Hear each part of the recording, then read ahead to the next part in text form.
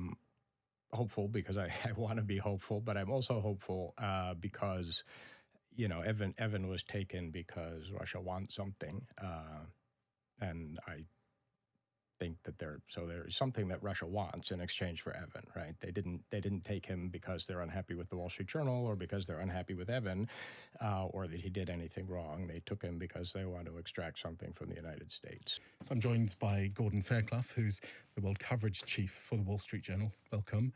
Thank you. We saw Evan Gershkovich today in the glass cage where Russian courts often put defendants, or generally put defendants. 455 days on that he's been in captivity. How did seeing him make you feel? It's quite a sobering spectacle, and always, I think, emotional for those of us who work with him, because we don't often get a chance to see him, only in these court appearances, and then we generally only get to see him when he's locked into one of these boxes in a courtroom. Which is so outrageous for somebody to be falsely accused.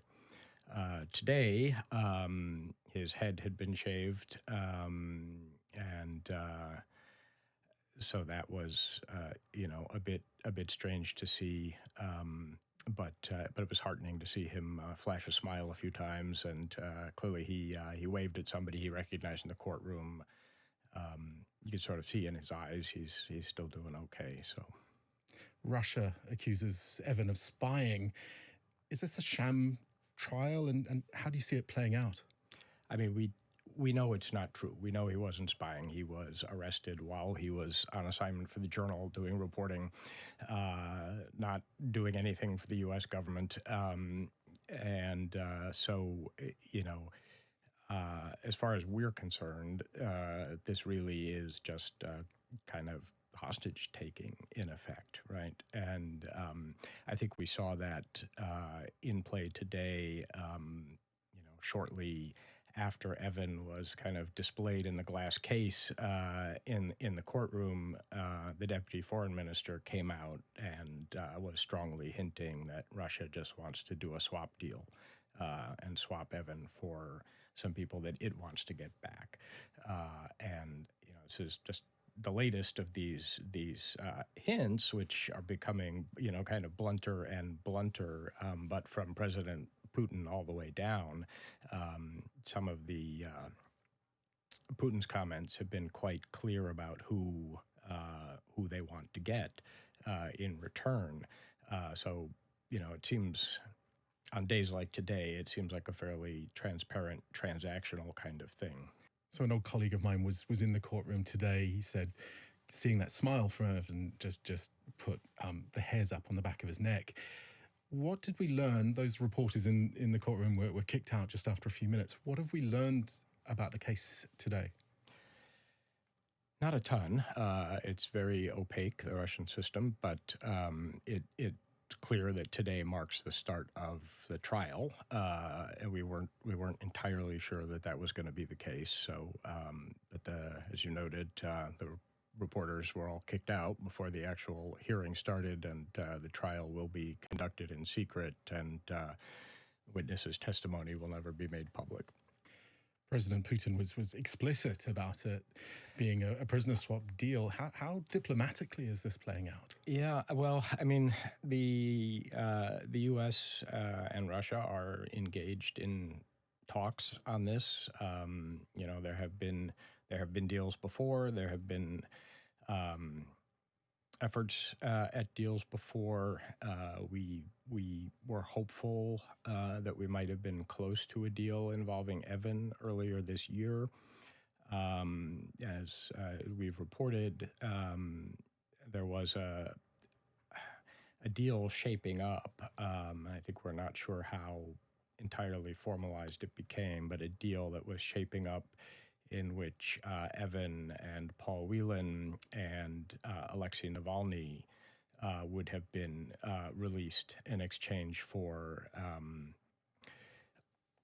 one, an FSB assassin who's jailed in Germany, and some other Russian spies who are in custody in other places. And that, of course, unraveled with the death of Alexei Navalny. What do you think? Well, what's your sense of what will happen next, and are you hopeful? Yes, I'm hopeful. I'm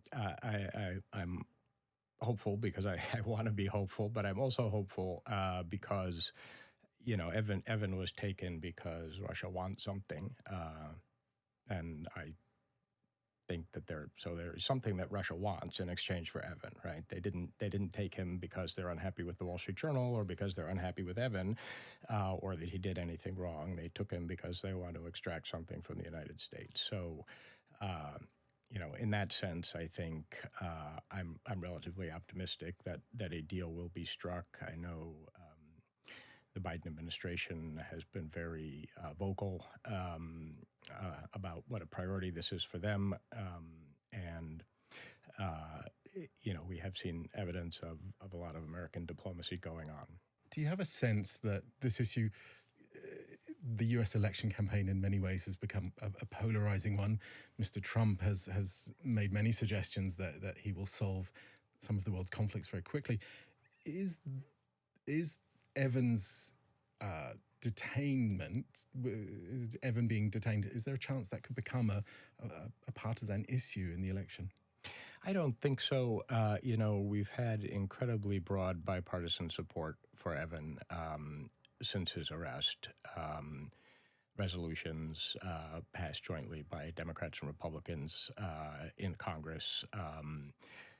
Folks on both sides of the aisle being very outspoken. I think everyone on both sides, on all parts of the American political spectrum, see what an outrageous thing this is. Gordon Fairclough, thank you very much.